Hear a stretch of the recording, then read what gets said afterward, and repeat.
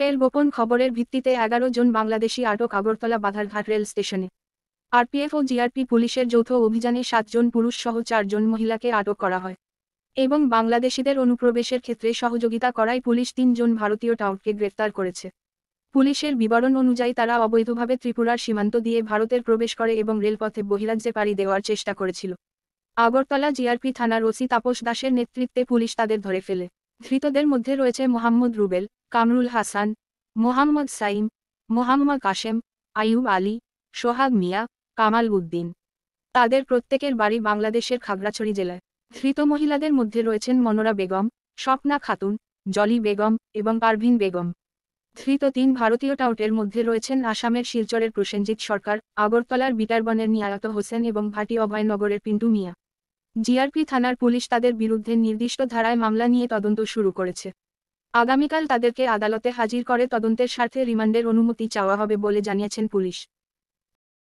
গতকালকে বিকালবেলা মোট 14 জনকে আটক করা হয়েছে আমাদের আগরতলা রেল স্টেশন থেকে। আমরা জিআরপি থানা এবং আরপিএফ থানা মিলে। তো এর মধ্যে যে 11 জন তারা বাংলাদেশি ন্যাশনাল, তারা অবৈধভাবে বর্ডার ক্রস করে এসেছে এবং তারা ট্রেনে করে মানে দূরপাল্লা ট্রেনে করে ওই আহমেদাবাদ এবং চেন্নাই যেতে চেয়েছিল এরকম বলেছে আর কি। আর আমরা তাদেরকে সহযোগিতা করছিল মানে আসা যাওয়াতে, এরকম আমরা 3 জন আমাদের যে ইন্ডিয়ান টাউন ওনাদেরকেও অ্যারেস্ট করা হয়েছে, মোট 14 জন আর হ্যাঁ, আজকে তাদের মহামান্য আদালতে প্রেরণ করা মানে হচ্ছে এবং পুলিশ রিমান্ডও চাওয়া হবে। তাদের কাছে কি কিছু সন্দেহজনক কিছু পাওয়া গেছে? সন্দেহজনক এমনিতে তো প্রত্যেকের কাছে স্মার্ট মোবাইল ফোন আছে তো, এবং কিছু ইন্ডিয়ান কারেন্সি এবং বাংলাদেশি কারেন্সি এবং কিছু বাংলা ডকুমেন্টও পাওয়া গেছে।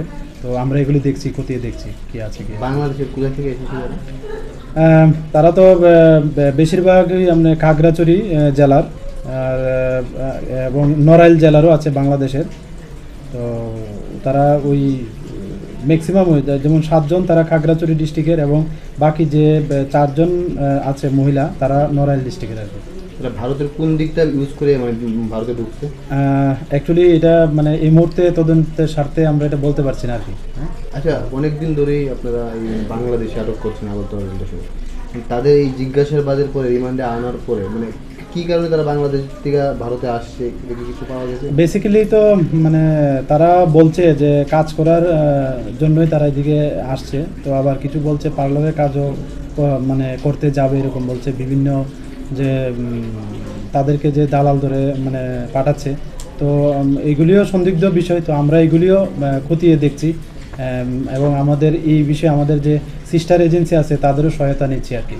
যে 3 জন ভারতীয় টাউটকে ধরা হয়েছে তারা কি আগেও এই কাজের সাথে জড়িত ছিল?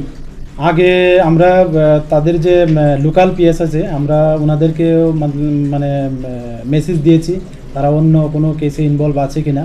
তো এখন পর্যন্ত তো এটাতে পাওয়া গেছে। তো আগে আমরা দেখবো, আরও রিমান্ডে আসলে আমরা আরও দেখতে পাবো। স্যার, যে 3 জনকে টাউট আটক করা হয়েছে তাদের মধ্যে একজন বহিরাজ্যের আছে। হ্যাঁ, উনি মানে আসাম রাজ্যের আর কি, শিলচরের বাসিন্দা।